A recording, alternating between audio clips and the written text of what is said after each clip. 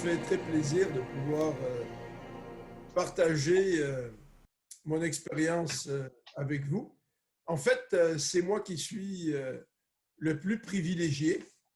Hier soir, alors que je pensais à mon témoignage de ce matin, ça m'a fait du bien de réfléchir un petit peu à tout ce qui s'est passé et comment Dieu est intervenu dans ma vie. Comme Michel nous l'a dit, j'ai été élevé dans une famille chrétienne. Donc, mes parents étaient très impliqués. Mon père était pasteur. Et ce qui est assez particulier, et je pense que pour moi, c'est important de le dire dès le début de mon témoignage, c'est que mes parents ont eu une petite fille qui est décédée quelques jours après la naissance. Donc, cette petite sœur que je n'ai jamais connue s'appelait Florence.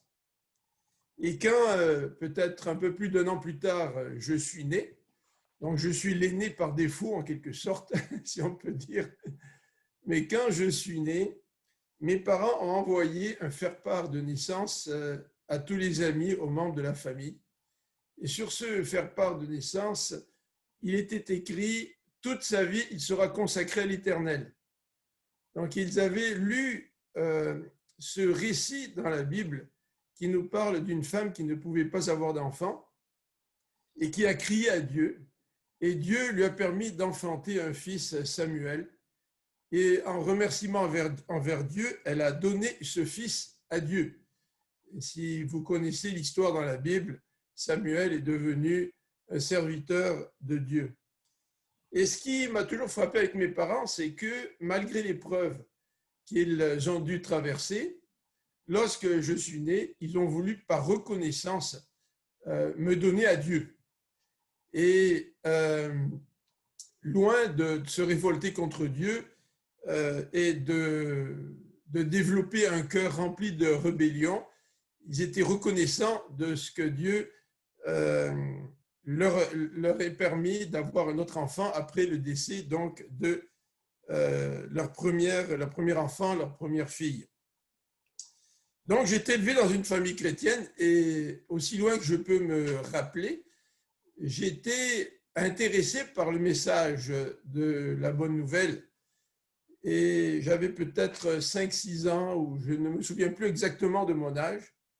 J'étais à l'église une semaine avant Pâques et mon père était en train d'expliquer que Jésus allait être arrêté et qu'il allait être mis à mort sur la croix. Et moi, ça m'a profondément touché parce que ce que je savais de Jésus à l'époque, c'était que Jésus était bon, qu'il était venu faire des miracles, qu'il était venu guérir des lépreux, guérir des gens qui souffraient. Et je ne comprenais pas pourquoi l'être humain avait décidé de condamner Jésus à mourir sur une croix. Et j'étais assis en compagnie de ma mère et de ma plus jeune sœur. Et j'ai commencé à pleurer. Et ma mère m'a demandé qu'est-ce que j'avais. Et les enfants, hein, ils sont toujours un petit peu particuliers. Mais j'ai répondu en accusant entre guillemets ma sœur de m'avoir pris un jouet, ce qui n'était pas le cas. En fait, je pleurais parce que j'avais été touché par ce que mon père avait dit en parlant de l'arrestation de Jésus qui allait s'en venir et sa condamnation sur la croix. Et lorsque nous nous sommes retrouvés à midi autour du repas, j'ai demandé à mon père pourquoi Jésus devait être arrêté alors qu'il avait posé des gestes de bonté envers ceux qui l'entouraient. Et mon père m'a dit, attends dimanche prochain, parce que dimanche prochain, il y aura une bonne nouvelle. Et dimanche prochain, c'était le dimanche de Pâques. Et le dimanche de Pâques, c'est le dimanche de la résurrection, comme nous le savons tous. Donc, dans mon témoignage, cet événement, c'est quand même un événement qui me montrait qu'à l'époque, même en étant bien jeune, j'étais tout de même touché par la vie et le ministère de Jésus. Mais je n'avais pas compris à cette époque le message de la bonne nouvelle parce que le message du christianisme biblique, le message de la Bible, c'est un message de bonnes nouvelles. Et aujourd'hui, on a besoin de bonnes nouvelles. Je ne sais pas si vous attendez le vaccin avec impatience. Peut-être certains ont des craintes par rapport à un éventuel vaccin, mais bien des gens attendent le vaccin, puis bien des gens ont l'espérance de pouvoir retrouver une vie normale grâce à ce vaccin dont on parle beaucoup. Et la bonne nouvelle de l'Évangile, c'est une bonne nouvelle qui peut transformer complètement les vies, qui peut transformer les gens. Et cette bonne nouvelle, le jour où je l'ai compris, ça m'a vraiment transformé. Alors, comme vous le savez maintenant, j'étais donc élevé dans une famille chrétienne et je connaissais quand même les récits de la Bible. Et pendant donc tout mon jeune âge, mes parents avaient l'habitude de prier avec nous, de nous lire les textes bibliques. Donc, je connaissais les récits bibliques. Mais arrivé à l'âge de 12 ans, je savais profondément dans mon cœur que Dieu n'était pas dans ma vie. Lorsque j'ai fait mes études plus tard et que j'étais à Toronto, j'ai eu l'occasion de témoigner à un voisin. Et ce voisin m'a dit, ouais, toi, tu es chrétien parce que tu as été conditionné par ton environnement, parce que tes parents étaient chrétiens. Donc, c'est normal que tu sois chrétien. Et à l'époque, je lui avais répondu que des millions de gens aujourd'hui reçoivent ce message de la bonne nouvelle, reçoivent le message de la vie éternelle, sans nécessairement avoir été élevés dans une famille religieuse ou même une famille chrétienne. Et même pour moi, qui avait été élevé dans une famille chrétienne, je savais que Dieu n'était pas dans ma vie. Donc, autour de l'âge de 12 ans, j'avais cette conviction que Dieu n'était pas dans ma vie. Et je cherchais Dieu et je voulais que Dieu vienne dans ma vie. Je voulais pouvoir comprendre ce que c'était ce message de la bonne nouvelle. Je voulais vraiment recevoir cette vie éternelle dont la Bible parlait, dont mes parents parlaient, mais au sujet de laquelle je ne comprenais pas vraiment.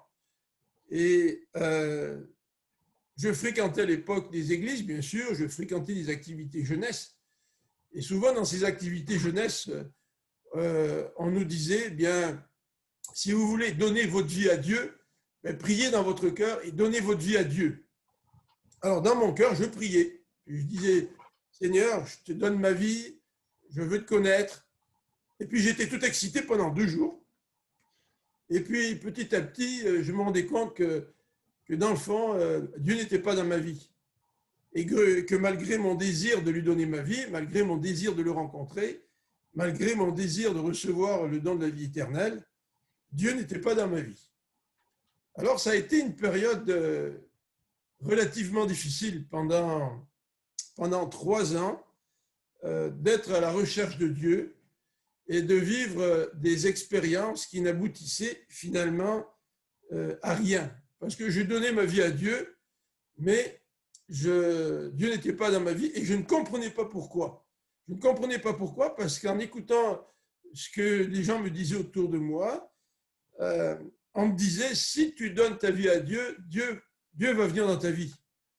Et pour moi, c'était vraiment souffrant parce que je désirais que Dieu vienne dans ma vie. J'ai toujours cru en Dieu. Mes parents m'avaient dit que Dieu existait. Pour moi, c'était normal que Dieu existe. Mais je me rendais compte que ce genre de foi-là ne suffisait pas. C'était une foi religieuse. C'était une foi familiale.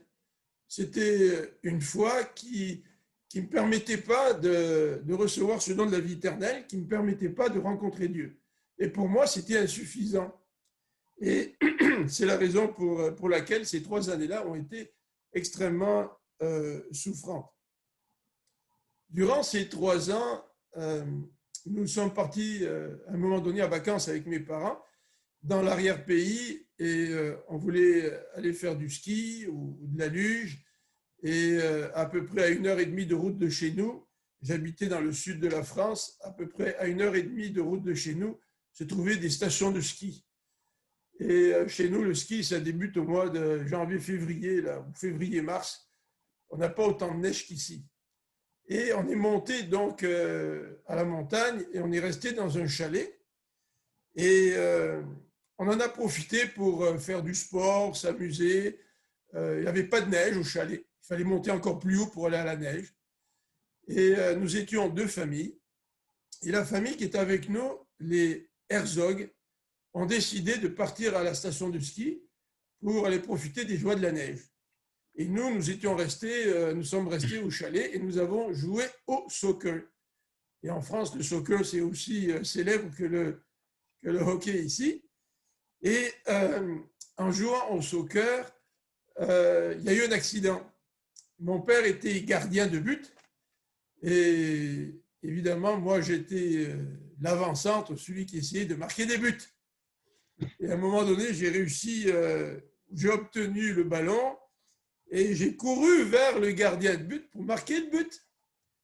Et comme dans notre famille, on est assez compétitif, quand mon père m'a vu arriver pour marquer le but avec le ballon au pied, il m'a plongé dans les pieds la tête la première. En tous les cas, au soccer, il ne faut jamais faire ça. Il y a une autre manière d'agir que de plonger la tête la première dans les pieds de celui qui arrive avec la balle. Donc, en voyant mon père me plonger dans les pieds, j'ai essayé de l'éviter en sautant par-dessus lui.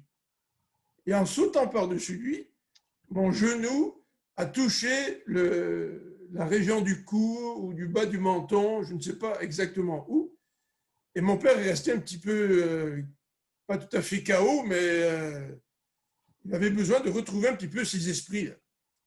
Et évidemment, on s'est approché de lui pour savoir comment il allait. Et on a vu qu'il avait besoin de s'asseoir un petit peu à l'extérieur du terrain pour retrouver un petit peu ses esprits. On a continué à jouer, puis au bout de quelques minutes, mon père s'adresse à nous, puis il nous dit « Où sont les Herzog ?» C'est-à-dire la famille qui était partie à la station de ski.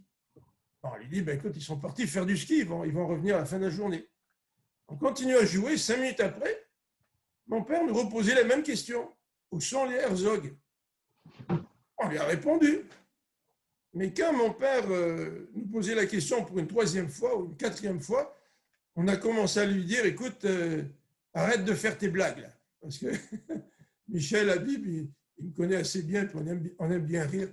Et mon père aussi aimait bien rire. Alors on lui disait, écoute, arrête de faire des blagues, là. On sait que, tu le sais, que cette famille d'amis, les Herzog, sont partis à la station de ski, puis ils vont bientôt revenir. Mais au bout de quelques instants, on s'est rendu compte que quelque chose n'était pas normal. Donc, ma mère nous a pris, ma soeur et moi, on a fait les bagages, et avec mon père, on est descendu en voiture pour le conduire à l'hôpital dans la ville de Nice. Et ma mère ne conduisait pas très souvent. Il fallait qu'elle conduise dans la montagne, sur des routes très étroites, sinueuses. Et mon père, pendant tout le trajet, lui donnait des indications. Il lui disait, là, rétrograde, et puis passe la vitesse. Et puis, arrivé à l'hôpital, mon père ne se rappelait absolument de rien. Le médecin lui posait des questions. Qu'est-ce qui vous est arrivé? Il ne savait pas. On lui posait des questions sur le trajet en voiture. Il ne se souvenait pas. Il ne se souvenait pas qu'à son travail, il avait déménagé d'étage. Il avait donc déménagé son bureau. Et le médecin était extrêmement inquiet, donc ils l'ont hospitalisé. Il avait une perte de mémoire, il n'enregistrait pas les événements présents, donc il ne se rappelait pas. Et nous sommes rentrés à la maison le soir, évidemment, ma mère était très affectée par l'événement, et elle pleurait. Et en allant me coucher le soir, donc j'ai dit à Dieu, Dieu, si tu guéris mon père, je te donne ma vie. Ça faisait déjà quelque temps que je disais à Dieu, je te donne ma vie. Ça faisait déjà quelque temps que je disais à Dieu, viens dans ma vie, tu sais, je te la donne. Et finalement, ce qui s'est passé, c'est qu'au bout de 2-3 jours, mon père a recommencé à retrouver petit à petit la mémoire. Et finalement, il est sorti de l'hôpital et les médecins ont dit qu'il ne se rappellerait jamais de l'épisode de la fin de semaine, lorsque nous étions au chalet. Il ne se rappellerait jamais de cet accident sportif dont il a été la victime, mais grâce à Dieu, il a pu vraiment retrouver toute la mémoire et continuer à vivre normalement.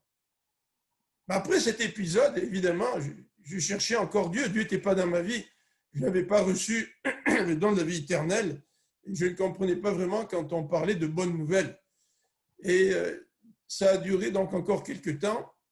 Et à l'âge de 15 ans, mes parents et ma sœur, nous sommes partis en vacances en Suisse allemande. Et à cet endroit-là, les gens venaient en vacances, pouvaient loger sur place. Il y avait, pour ceux qui le désiraient, des réunions, une réunion le matin, une réunion le soir. Et nous pouvions faire beaucoup de tourisme et on en profitait pour se reposer. C'était un endroit enchanteur avec les glaciers, les lacs. C'était en Suisse allemande, près de Interlaken. Et un soir, on a décidé d'aller à la Réunion. Et on est allé, un de mes meilleurs amis qui s'appelait André et moi, on est allé à la Réunion. Donc j'avais 15 ans à l'époque. Ça faisait 3 ans que je désirais que Dieu vienne dans ma vie sans vraiment de succès. Je pleurais parfois pour demander à Dieu de venir dans ma vie. Je disais, écoute Seigneur, je te donne ma vie, je te la donne. Qu'est-ce que tu fais? Il n'y a rien qui se passe. Et lors de cette réunion, le conférencier nous a invités à rencontrer Dieu. Et à la fin de la réunion, il nous a dit ceci: aujourd'hui, c'est le temps pour vous de répondre à Dieu. Et il a donné une illustration.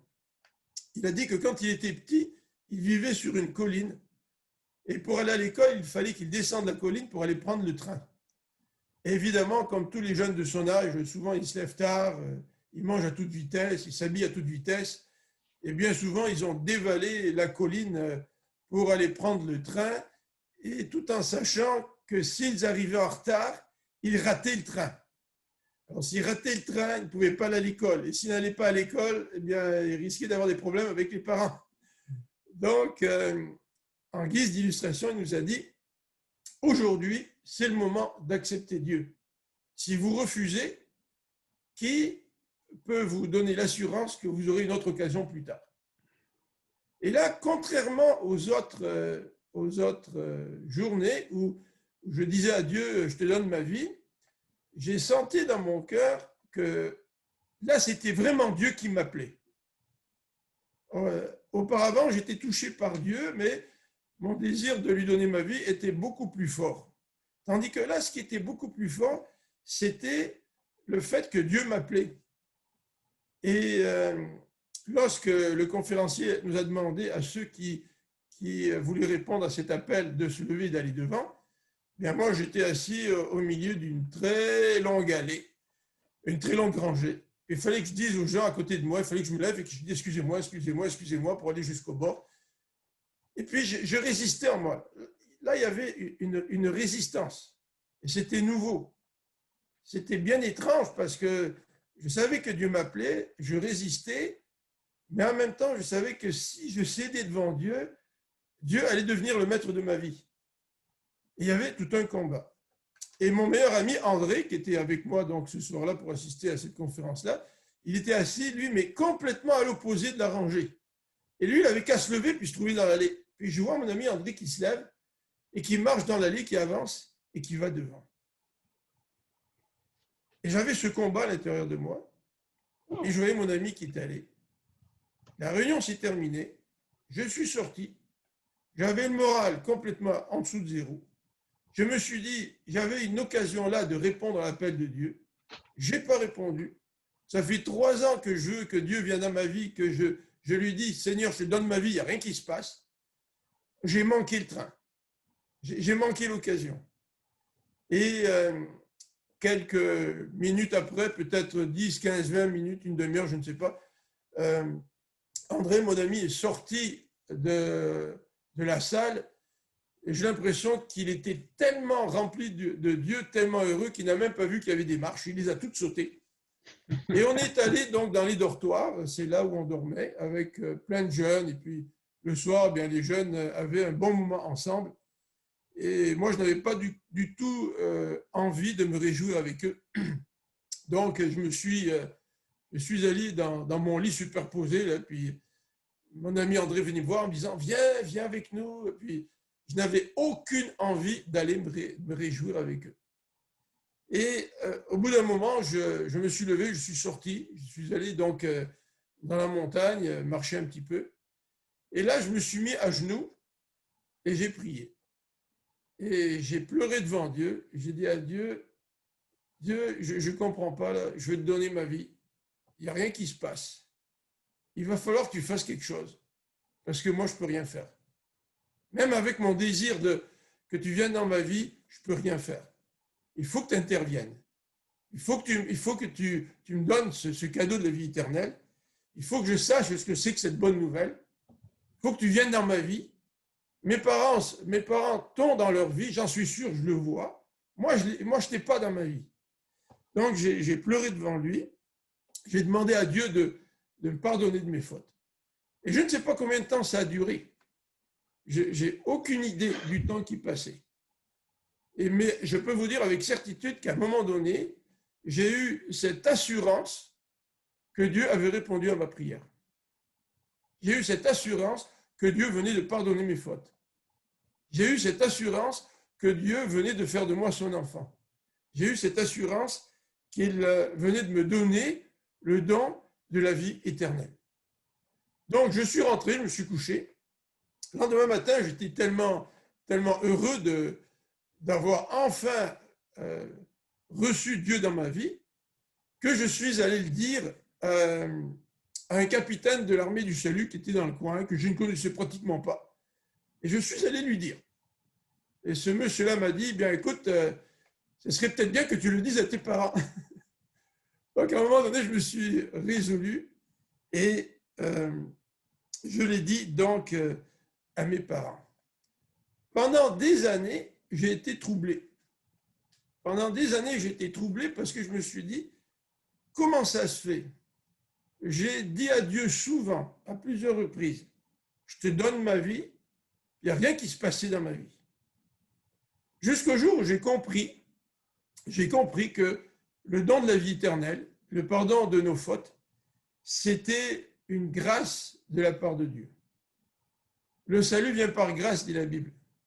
C'est-à-dire que je ne peux pas faire à Dieu la faveur de lui donner quelque chose parce que simplement je le désire.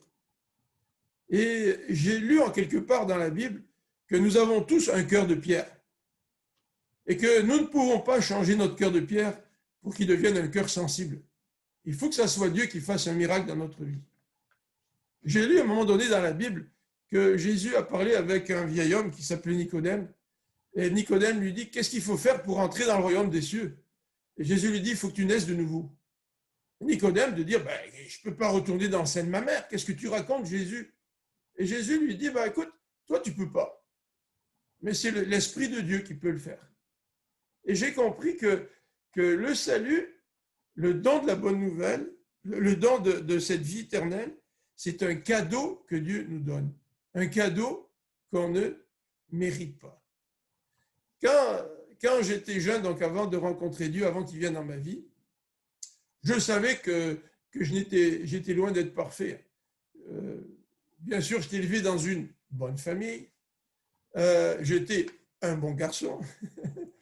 Mais je savais que devant Dieu, je ne faisais pas le poids. La Bible nous dit que Dieu veut qu'on soit parfait comme lui, il est parfait. Moi, je savais que je n'étais pas parfait. Je le savais. Personne n'avait besoin de me convaincre. Je n'étais pas parfait. Et probablement que quand j'avais 12 ans, 13 ans, 14 ans, puis que je disais à Dieu, donne ma vie, je ne réalisais pas avec autant de force que j'avais besoin d'être pardonné par Dieu. Et même si je savais que je n'étais pas parfait. Mais ce jour-là, lorsque j'étais en Suisse, dehors dans la montagne, la nuit, en train de prier, j'étais vraiment écrasé par ce besoin d'être pardonné par Dieu. Et j'ai été écrasé par le fait que moi non plus, je n'étais pas parfait comme Dieu l'exigeait. Et je savais que Dieu était amour, puisque depuis tout petit, on me disait que Jésus était mort sur la croix pour nous. Mais je ne comprenais pas pourquoi. Je savais que Dieu était amour, puis je savais aussi que mon péché représentait un problème devant Dieu et que j'avais besoin que ce problème-là disparaisse. Et c'est probablement pour ça que cette nuit-là, à 15 ans, j'ai prié Dieu en disant « Dieu, sauve-moi, pardonne-moi, viens dans ma vie » et j'ai demandé pardon. Sans vraiment le comprendre comme je le comprends maintenant, je savais que Dieu était amour, mais que Dieu aussi était juste. Et parce que Dieu était juste, je savais que je devais payer pour mes fautes, je devais payer pour mes erreurs, je devais payer pour ce que la Bible appelle mon péché. Et ce soir-là, alors que j'étais dans la montagne, là, autour de minuit, 1h du matin, j'ai compris que Dieu m'aimait tellement qu'il avait demandé à son fils de payer pour mes fautes à ma place. Et que je pouvais être bénéficiaire de ce que Jésus avait fait en mourant à la croix pour moi. J'ai été élevé dans un milieu religieux, mais ce n'est pas un milieu religieux qui fait de nous un chrétien. Ce n'est pas un milieu religieux qui fait que Dieu vient dans ma vie. En fait, il y a beaucoup de gens qui sont élevés dans des milieux religieux puis qui quittent tout, qui même disent un jour ne pas croire à Dieu. Donc, ce n'est pas le milieu religieux qui fait nécessairement de moi un enfant de Dieu. Ce n'est pas le milieu religieux qui fait que je peux bénéficier du don de la vie éternelle. Et j'en suis l'exemple, puisque pendant des années, je voulais recevoir Dieu dans ma vie, puis rien ne se passait. Ce dont j'avais besoin, c'est que Jésus me touche vraiment, que Dieu me touche vraiment, que lui change mon cœur, que lui change ma vie. Je ne pouvais pas faire une faveur à Dieu en lui disant « Écoute Dieu, moi je vais te donner ma vie ». En d'autres termes, qu'est-ce qu'il en a à faire de ma vie, Dieu? Il n'a aucune raison de prendre ma vie. Il n'a aucune raison de me pardonner, si ce n'est par sa grâce, si ce n'est parce que Jésus a porté mes fautes à ma place sur la croix. Et quand j'ai lu la Bible plus tard, j'ai compris que la croix, c'était le geste d'une condamnation. Maudit est celui qui est pendu au bois, dit la Bible. Et Jésus, au bois, il a été maudit par Dieu parce qu'il a porté mon péché. Et parce que Jésus a porté mon péché à la croix et que maintenant je crois en Jésus, j'ai mis ma foi en Jésus, ben Dieu me dit, je te pardonne de tes fautes. Et parce que je te pardonne de tes fautes, tu peux recevoir le don de la vie éternelle. La foi que j'avais, c'était une foi religieuse. C'était la foi de mes parents. Mais ce n'était pas la foi qui me conduisait au salut. C'était la foi qui consiste à croire que Dieu existe. C'est la foi qui consiste à demander à Dieu de venir bénir tes entreprises, bénir ton voyage, bénir tes études, bénir les choix dans ta vie, parce que tu veux faire des bons choix. Mais ce n'était pas la foi qui faisait en sorte que j'avais totalement confiance en ce que Jésus a fait lorsqu'il est mort sur la croix. Il a pris mes fautes, il a pris mon péché pour que Dieu le condamne à ma place. Jésus, lui, qui est Dieu, Jésus, lui, qui est homme, qui est parfaitement homme, parfaitement Dieu, il a accepté de payer mes fautes à la croix. Et quand j'ai compris ça, cette nuit-là, alors que je priais, Dieu a tout à fait changé ma vie. Dieu m'a donné une nouvelle vie. Et lorsque j'étais à l'école plus tard, à 18 ans, on était à la fin de l'année scolaire, à la fin du secondaire. Et un des professeurs dans une classe d'allemand nous a dit « Qu'est-ce que vous voulez faire plus tard ?» Et quand mon tour est arrivé, j'ai dit au professeur devant toute la classe « Mais moi, je veux aller à l'école biblique parce qu'un jour, j'aimerais être pasteur. » Et le professeur de me dire « Mais écoute, tu ne pourras jamais vivre. Qu'est-ce que ça veut dire être pasteur? Tu vas toujours être dans la misère. » Et spontanément, j'ai répondu en disant « Écoutez, mon père a été pasteur toute sa vie, il a pris soin de moi parce que Dieu l'a permis de prendre soin de moi et je crois que Dieu va prendre soin de moi. » Et je peux dire qu'après donc, toutes ces années, ça fait plus de maintenant 50 ans, pas loin de 50 ans que le Seigneur est venu dans ma vie, qu'il m'a donné ce don de la vie éternelle. Je peux dire que Dieu a pris soin de moi. Et que si Dieu n'était pas venu dans ma vie, si je n'avais pas reçu le pardon de mes péchés, si je n'avais pas reçu le don de la vie éternelle, je me dis, où est-ce que je serais aujourd'hui? Quel genre de vie j'aurais aujourd'hui? Dans quel pétrin je me serais mis? Oh, j'ai eu des difficultés dans la vie, j'ai eu toutes sortes de défis, toutes sortes d'épreuves, mais Dieu a toujours été avec moi. Et Dieu m'a toujours soutenu, il m'a toujours guidé. Et je sais que ultimement, la dernière épreuve qui est devant nous dit la Bible, c'est la mort. Et c'est le rendez-vous que chacun d'entre nous a. Nous avons un rendez-vous avec la mort. Et je sais que Dieu va me soutenir même à travers ce rendez-vous, puisqu'il m'a promis de me donner la vie éternelle. Tout comme Jésus est ressuscité d'entre les morts, Jésus veut ressusciter d'entre les morts et donner la vie éternelle à ceux qui mettent leur confiance en lui, à ceux qui sont l'objet du pardon de Dieu. J'étais très religieux, j'étais un bon gars, j'avais besoin du pardon de Dieu. Et notre monde a besoin du pardon de Dieu. Est-ce que tu as besoin du pardon de Dieu? Est-ce que tu as le désir de recevoir le don de la vie éternelle? Est-ce que tu as soif d'un changement dans ta vie? Le monde a soif de changement. Ce n'est pas simplement la société autour de nous, ce n'est pas simplement les problèmes nationaux ou internationaux auxquels nous sommes tous les jours confrontés en écoutant les masses médias, mais moi aussi, en tant qu'individu, j'ai besoin de rencontrer Dieu. J'ai besoin de pardon. J'ai besoin de recevoir le don de la vie éternelle. Est-ce que tu as ce besoin-là dans ta vie? Est-ce que tu ressens cet appel de Dieu lors de cette réunion et que le conférencier nous invitait à aller devant si nous entendions l'appel de Dieu? Je ne me suis pas levé. Mais cet appel de Dieu, je l'entendais au fond de mon cœur. Et je l'entendais plus fort que jamais. Et si aujourd'hui tu entends cet appel de Dieu, si aujourd'hui tu sens ce besoin d'être en paix avec Dieu, afin qu'il puisse venir dans ta vie, qu'il puisse changer ta vie, ben je t'encourage. Je t'encourage à venir à lui et à lui dire, Dieu, sauve-moi, donne-moi la vie éternelle, pardonne-moi. Moi, je ne peux pas. Moi, je ne peux rien faire. Je suis totalement impuissant. Je ne peux pas provoquer ma propre naissance spirituelle. Je ne peux pas changer ma vie. Et la Bible nous dit que celui qui cherche, eh bien, va trouver Dieu. Et mon souhait, ma prière, c'est que si tu cherches Dieu, si tu ressens ce même appel, que tu puisses te tourner vers lui et de tout ton cœur, que tu puisses crier à Dieu et lui dire, Dieu, viens dans ma vie, sauve-moi, change-moi, transforme-moi. J'ai besoin de cette bonne nouvelle, j'ai besoin de la vivre dans ma vie.